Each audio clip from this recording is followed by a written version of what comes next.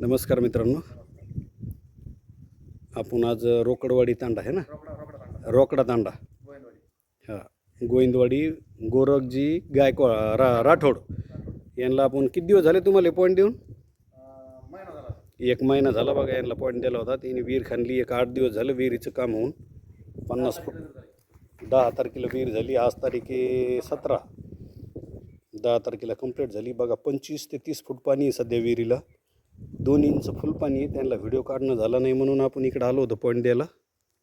Video घेतला. फुल पाणी आहे सध्या विहिरीला. एवढं माथ्यावर आहे आपण की विचारता सोय नाही. इथून गावाची खोली कमीत कमी 100 फूट असेल खोल आणि यांचं क्षेत्र 100 फूट उंचीवर आहे. 10 फुटाला पाझर लागलेला आहे. जे दिसतंय ना, 10 फुटाला पाझर लागला पाहिला.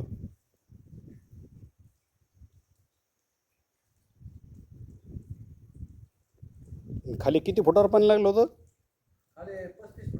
35 फुटाला पाणी लागलं.